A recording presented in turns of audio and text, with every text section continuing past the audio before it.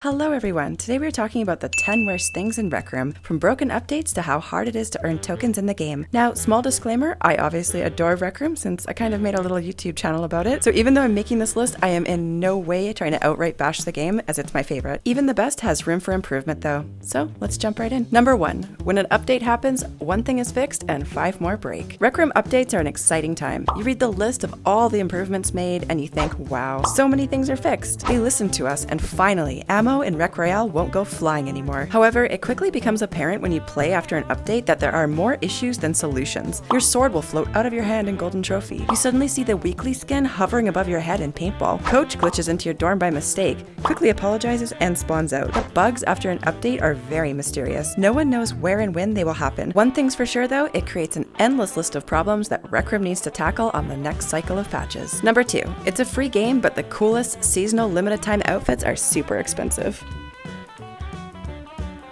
Rec Room has a really fantastic business model. They create a free game, make basic outfits free, and then they know once you fall in love with the game, you will want every single cool limited time outfit that drops. Your wallet will disagree, and it will create an internal conflict more severe than anything you've ever experienced. But I need those cat ears, you'll scream at yourself as you see your friends purchasing it with their Rec Room Plus tokens. They'll only be around for another week, and maybe never come back again. Will you actually wear the cat ears? You're not even sure. You just know that if you don't get them, you'll feel terrible about missing out until the end of time. You flash forward 50 years and see yourself telling your grandchildren, "Why yes, I remember a game called Rec Room. There were these 8,000 token cat ears and I couldn't afford them at the time. They never did return," as you tear up and your grandchildren exchange awkward glances over your painful nostalgia. Anyway, the fact that expensive and limited time outfits come out in the game is one of the worst things about it because so many people adore them but can't afford them. Sometimes whole outfits run in the 20,000 tokens mark. That's a lot of real life money, especially when you can't just steal your parents' credit card again. Blaming it on your little brother didn't seem to work out as well as you'd hoped last time. Number 3. The game is slow to add new Rec Room originals. Whenever I make a poll on what Rec Room needs to add or the worst things about the game, lack of Rec Room original games is always brought up. Rightly so. I mean, it's the most popular thing to do, and diehard players get really tired of the same paintball maps, quests, and hitting each other in the face for dodgeball for the weekly. We got Rec Rally this past year, and though it opened up an amazing door for creators, now maps can have cool functional vehicles. Most people found it slightly nauseating at best and never went back after the initial hype died down. I personally forget it even exists until someone brings it up. Oh yeah, Rec Rally. Haven't been there in months. For how popular RROs are, I'm really surprised there isn't more effort being put into expanding the current ones or bringing in new ones. The quest for the Wild West would be incredible. We've unanimously agreed that a new Rec Royale map is long overdue. And for how much people play paintball, you'd think that more map options would be available. I might be talking about the worst things about Rec Room, but you guys know I'm also attempting to plant some seeds in their brain in case they're watching. Number 4. The infinite load screen of death. One of the worst things about the game is that cursed load screen. You sit there staring at the Rec Room logo, wondering if it's frozen. You picture your friends already laughing and joking in the next lobby until finally someone mentions, "Hey,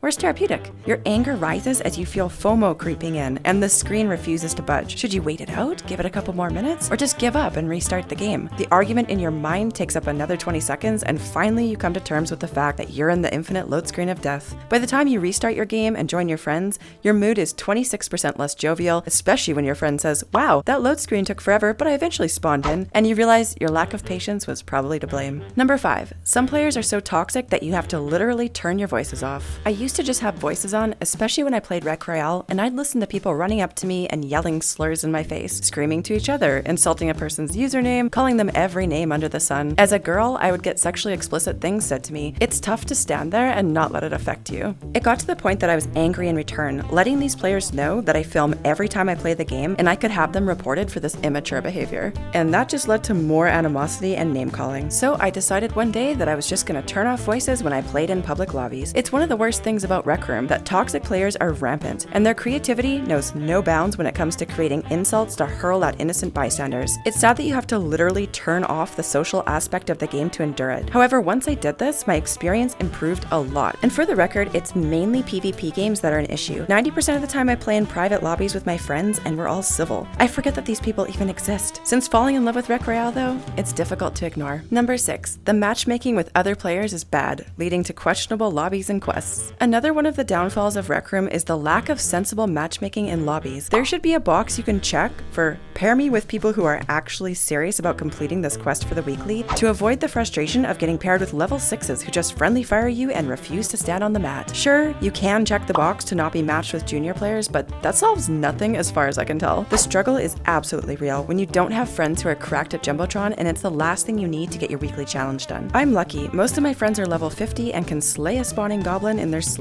When it's weekly challenge time, I merely gather an army of my strongest friends and these goblins don't stand a chance. However, most people struggle and I feel like it's not fair that they don't have any way except sheer dumb luck, gambling by lobby hopping until they find a group of people who actually want to be there. Number 7. The weekly challenges get boring because they're always the same. I mean, I get excited about the weekly challenge. I'd be more excited if the lava sword skin was brought back, but I digress. Whenever we have the option for a new weapon or camera skin, the tasks are always the same or incredibly similar though. I know I've said this before, but it's boring to get under par at disc golf with that glitchy bin, or take one of your friends into paintball and take turns getting the hit streaks in. It feels like a repetitive chore. Wait, I'm not the only one cheating to get the weekly challenges done, am I? If the weekly challenge was something to do with community rooms or literally anything else besides the same RRO achievements, I would be a lot more excited for the grind. Number 8.